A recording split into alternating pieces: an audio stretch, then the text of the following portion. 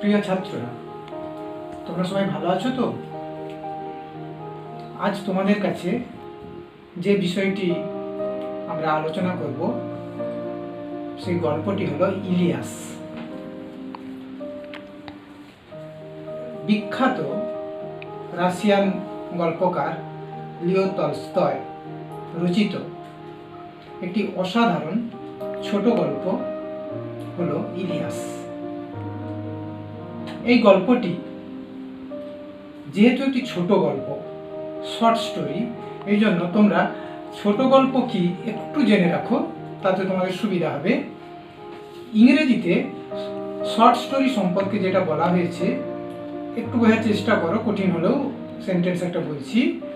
A short story must be contain one and only one informing idea that it's idea must be worked out to its logical conclusion with absolute singleness of effect. আচ্ছা, প্রেমেন্দ্র মিত্র তিনি ছোট গল্পকে বলছেন বিন্দুতে সিন্ধুর স্বাদ, অর্থাৎ ছোট বিষয়, সেই ছোট বিষয়ের মধ্যে বৃহতের একটা ব্যঞ্জনা ছোট গল্পে থাকে। কিপলিং পাশ্চাত্য একজন সমালোচক ছোট গল্পকে বলছেন দ্য বুলস আই ল্যান্টার্ন, অর্থাৎ একটু বলদের বা ষাঁড়ের চক্ষুর মতোই একমুখী লক্ষ্যে গল্প এগিয়ে যাবে দুরন্ত গতিতে। সেদিক থেকে ইলিয়াস গল্পটিও এমন একটি ছোট গল্প যার একমুখী লক্ষ্য এবং একমুখী ভাবনা নিয়ে দুরন্ত গতিতে এই গল্পটা একটা সীমায় গিয়ে পৌঁছে গেছে, যে সীমায় গিয়ে রবীন্দ্রনাথের সেই ছোট গল্পের যে লাস্ট কথা শেষ হয়েও হইল না শেষ, এই ব্যঞ্জনায় গল্পটা সমাপ্ত হয়েছে। গল্পটি তোমরা যদি পড়ে থাকো তাহলে দেখবে গল্পটার মধ্যে কয়েকটা পর্যায় বা ধাপ রয়েছে। এই গল্পের মুখ্য চরিত্র ইলিয়াস উফা প্রদেশে বাসকীর সম্প্রদায়ভুক্ত, বাসকীর একটি উপজাতি সম্প্রদায়, রাশিয়ান উপজাতি সম্প্রদায়, সেই উপজাতি সম্প্রদায়ের একজন ইলিয়াস। গল্পটার প্রথমেই তার জীবনের ব্যক্তিগত জীবন সম্পর্কে আলোকপাত করা হয়েছে। অত্যন্ত দরিদ্র ইলিয়াস তার নিজের কর্মোদ্যম, নিষ্ঠা এবং অধ্যবসায় দিয়ে কিভাবে সে বড় ধনী ব্যক্তিতে পরিণত হচ্ছে, গল্পটার প্রারম্ভিকে তার একটা সূচনা দিয়ে দেওয়া হয়েছে। কিন্তু মানুষের জীবনে অনেক সময় পরিবর্তন আসে। আজকে যে রাজা কাল সে ফকির হয়ে যেতে পারে, কালকে যে ফকির আজকে সে রাজা হতে পারে। সুতরাং এই যে চক্রবৎ আবর্তন্তে দুখানি সুখানি চ, পৃথিবীর যেটা ধর্ম, যে সুখ দুঃখ চাকার মতো ঘুরছে, ইলিয়াসের জীবনটা অনেকটা চক্রাকারে আবর্তিত হচ্ছে। যে ইলিয়াস প্রথমে নিঃস্ব, তারপরে ধনী, কিন্তু পরবর্তীকালে আবার সে নিঃস্ব হয়ে যাচ্ছে। একটা মানুষকে তার নিষ্ঠা এবং উদ্যম বা কর্ম নিষ্ঠা যদি থাকে, সেই নিষ্ঠায় সে কতটা উঁচুতে পৌঁছাতে পারে, এই গল্পের প্রথমে সেটা দেখানো হয়েছে। আবার অর্থই যে অনর্থের মূল, সেটাও এই গল্পে ইলিয়াসের জীবনের মধ্য দিয়ে তুলে ধরা হচ্ছে। তার আভিজাত্য, যে আভিজাত্য অনেকটা ঠুনকো মুখোশের মতো, সেই ঠুনকো মুখোশ একসময় কিন্তু খুলে যাচ্ছে। পারিবারিক অশান্তি, তার ভাগ্য বিপর্যয়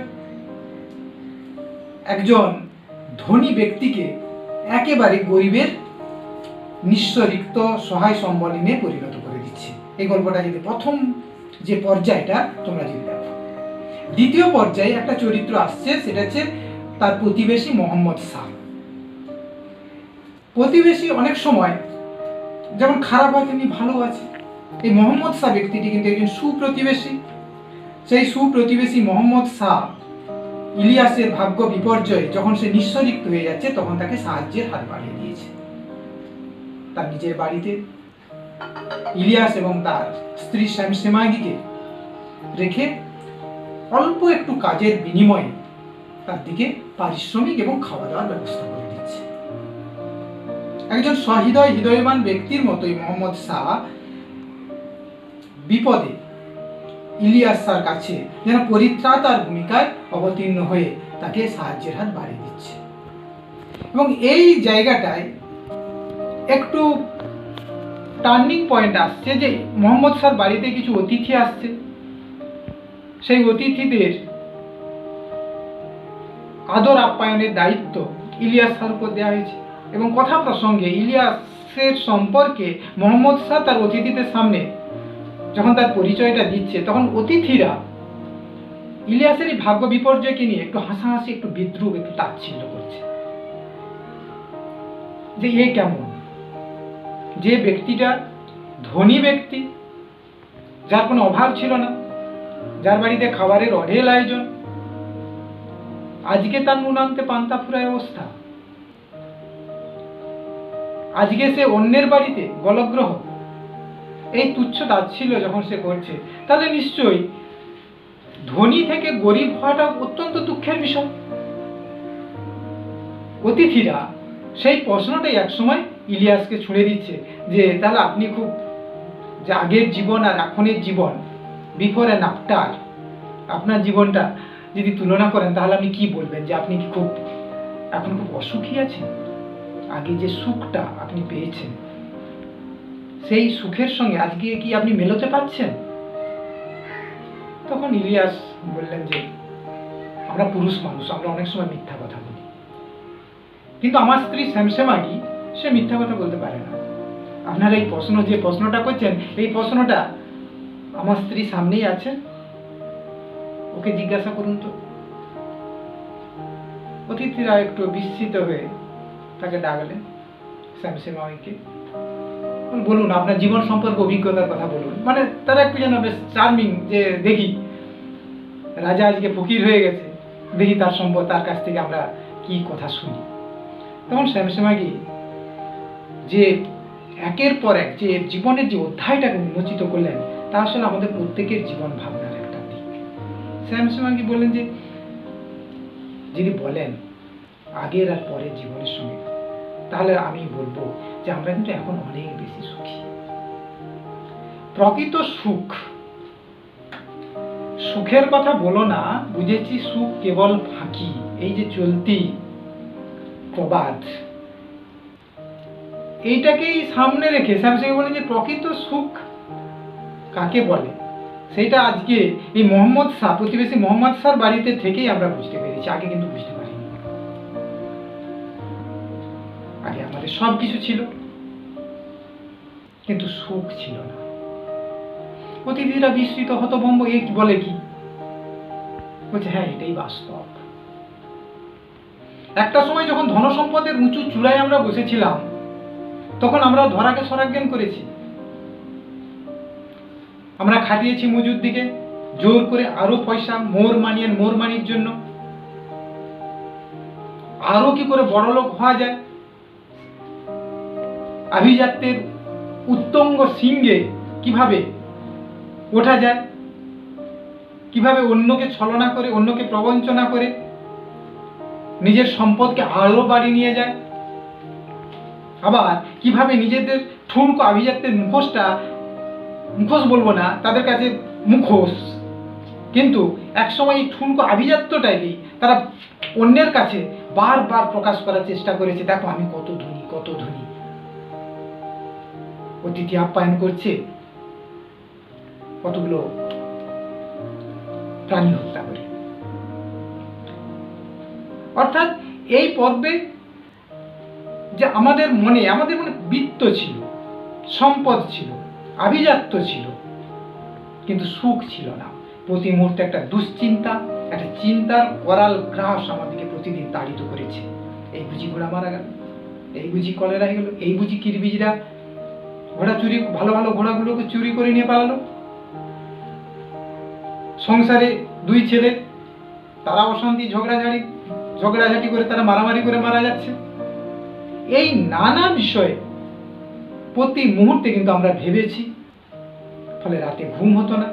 কিন্তু এখন মোহাম্মদ শাহ বাড়িতে এসে আমরা যখন সব হারিয়ে ফেলেছি, তখন পেয়েছি একটা মহামূল্যবান বস্তু, সেটা হলো সত্যি সুখ।